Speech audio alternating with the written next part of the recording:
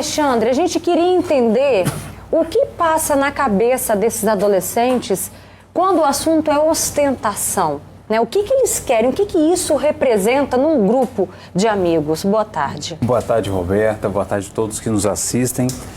Quando a gente fala de adolescência, a gente nunca pode perder de vista que é uma idade em que começa a criar também uma nova identidade. Então, está deixando de ser criança e criando uma nova identidade. Para essa criação de nova identidade, é muito comum o quê? O adolescente se aproximar de outros adolescentes. Então, ele vai construir a sua identidade com outros adolescentes, com outros grupos, com pessoas da sua idade, que ele vai ali mais ou menos se constituindo, construindo um novo ser, um novo sujeito ali para viver e conviver.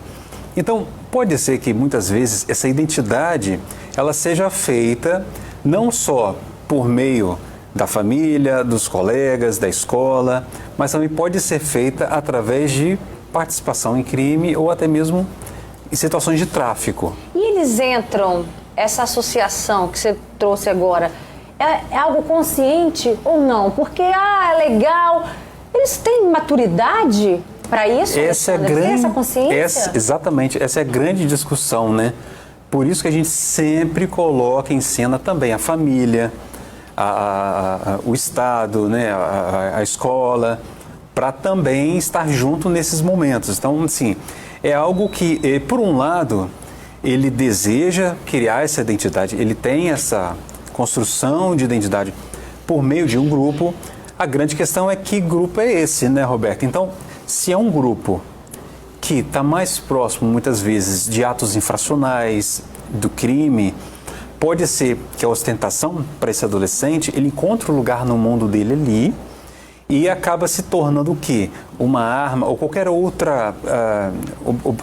objeto ou gesto mais voltado para o ato infracional, seja considerado, mesmo que seja ilusoriamente, como algo de ostentação e de poder. Então, nessa construção de identidade, procurando um lugar no mundo, às vezes ele acaba entrando nessas questões. Por isso que é muito importante a gente ter uma assistência, né, assistir também os adolescentes. Isso mostra o que, Alexandre? O interesse do próprio adolescente nesse universo mesmo? Seria algo nesse sentido? Pode ser sim, até porque a gente tem visto esses casos se repetindo. E como adolescentes, a gente está vendo que são pessoas que fazem grupos, eles têm muita comunicação entre eles também nesse sentido. A comunicação ela pode se dar de modo lúdico, de modo saudável, de modo a ter um contato e um diálogo entre eles para combinar algumas coisas, para jogos, etc. Mas também pode ser uma comunicação que traga uma influência, né, para o jovem, na qual ele acaba, muitas vezes, cedendo diante das pressões do grupo também, ou tentando construir essa identidade, se colocar ali, se impor, muitas vezes, acreditando que se impor é provando ou por meio de violência. Então, ele acaba tentando provar para o outro, porque se ele não prova, é como se ele não passasse pela aprovação do grupo também, né?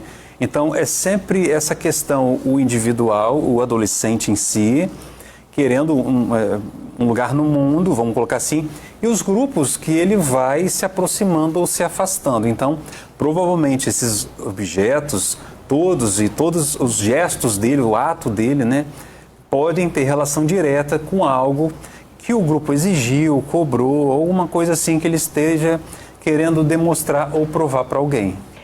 É uma educação que começa dentro de casa, né, Alexandre? A gente precisa tocar muito nessa tecla, insistir nesse assunto. Com certeza, a gente vê que a educação é a família. A escola é escolarização. A escola tem a ver com a construção do conhecimento. A família é a construção de valores. São coisas que se complementam, mas são coisas diferentes.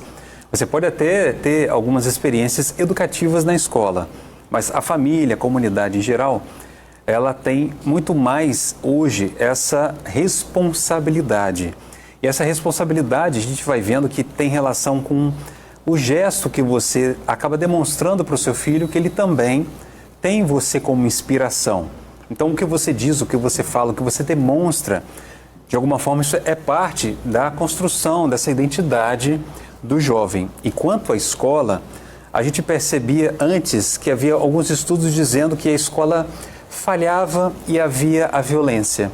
Os estudos hoje estão invertendo, porque, na verdade, quando está na escola, não há a violência, se aproxima menos o jovem da violência. Ou seja, o jovem que frequenta a escola, além dessa importância da educação familiar, ele fica menos exposto à violência. É claro que aqui nós estamos falando de um caso de levar uma arma para a escola, mas não é disso que se trata. Em geral, a escola sim, ela tem muito mais função protetiva.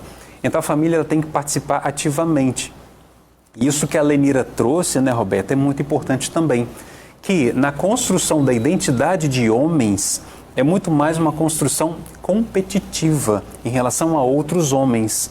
Mostrar que é homem, às vezes, é como se precisasse demonstrar violência, demonstrar virilidade. E virilidade como se fosse uma representação até mesmo agressiva e até beirando o crime, a intolerância, a impaciência. Valentão, né? Valentão. E, inclusive, e talvez uma das coisas principais quando a gente fala de psicologia, que o homem não pode demonstrar os seus sentimentos. E isso, às vezes, faz com que a tristeza seja demonstrada enquanto raiva. Olha só, as pessoas que não conseguem demonstrar os seus sentimentos podem, muitas vezes, não demonstrando a tristeza, demonstrando em forma de raiva. Então, realmente, a educação é essencial. E para complementar, até com um comentário que você trouxe, com o que ele falou dessas questões, né, psíquicas, né, e afetivas também, eu tenho visto que algumas escolas têm nos convidado, né, nós psicólogos, para fazer atuações junto aos pais e aos professores e à comunidade escolar, para trabalhar questões mesmo nesse sentido, né? Então, assim, tem aparecido alguns convites para que a gente vá nas escolas fazer esse trabalho. Então, isso já demonstra uma preocupação preventiva, né? Uma preocupação que não espera a transferência acontecer ou o aluno aparecer dessa forma, para falar um pouco da comunicação entre pais e filhos e também como que esses problemas que às vezes vêm de casa, a escola pode lidar melhor.